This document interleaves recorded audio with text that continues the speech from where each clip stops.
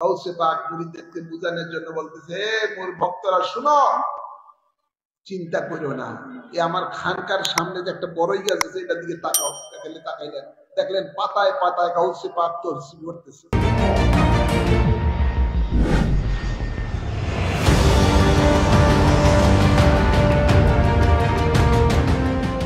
গাউসে পাক আব্দুল কাদের জিলানী রাদিয়াল্লাহু তাআলা আনহু রমজানের সময় এক মুরিদ এসে দাওয়াত দিলেন, হুজুর আজকে আমার বাড়িতে আপনার ইফতারের দাওয়াত, কবুল করলাম। মুরিদ খুশি খুশি তার মুর্শিদ আসবে বাড়িতে আয়োজন করার জন্য গেছিলেন বাড়িতে। আরেকজন এসে বললেন, হুজুর আমার বাড়িতে আপনার দাওয়াত। সে জানে না যে আরেকজনে দাওয়াত দিছে। হুজুর বলেন কবুল করলাম। একে একে 70 জায়গায় কবুল করলেন। সুবহানাল্লাহ বলেন না? ইফতারের টাইমটা কি বেশি না কম? জোরে বলেন না? একেবারেই কম। দেরি করে ইফতার করা মাকরুহ হয়ে যায়।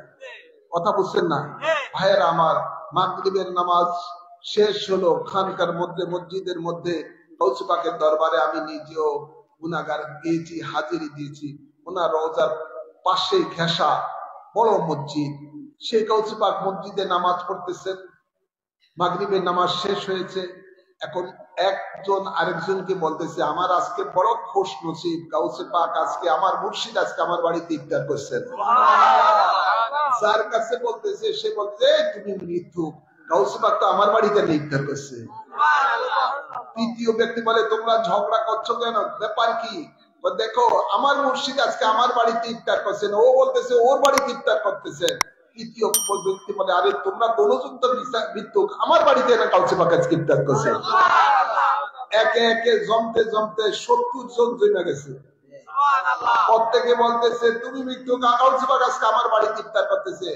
হাঙ্গামা শুরু হয়েছে। একজন আরেকজনের এই শোরগোল শোনার পরে খানকার খাদেম যে বলছে, এই তোমরা ঝগড়াঝাটি করছে কেন, কারণ কি? তো তারা সবাই বলতে লাগলেন যে গাউসে পাক আমার বাড়িতে ইফতার করছে। 70 জন সবাই বলতেছে। খানকার খাদেমে কয়, আরে তোমরা সবাই মিথ্যু, গাউসে পাক তো আজকে খানকা ইফতার করছে, আমি সবাই ইফতার করলাম। সুবহানাল্লাহ বলেন না? লাগছে নিবেশ। এখন সমাধান দিবে কে? গাউসে পাক। সমাধান দিবে কে? গাউসে পাক। যারে নিয়ে এই গন্ডগোল শুরু হয়েছে, ওনার কাছে একজন মুরিদ এসে বললেন, হুজুর আজকে আমার বাড়িতে ইফতার করছেন। হ্যাঁ হ্যাঁ করছি তো। খুশি খুশি উনি পিছনে গেলেন। আরেকজন এক, হুজুর আমার বাড়িতে ইফতার করছেন। হ্যাঁ করছি তো। এক একে 70 জন সবাই কে গাউসে পাক বলছে, হ্যাঁ তোমার বাড়িতে ইফতার করছি। খানকার খাদেমে ঘটনা কি? হুজুর খানকায় না ইফতার করছেন আজকে আমরা সব একসাথে? হ্যাঁ করলাম তো। সুবহানাল্লাহ বলেন না?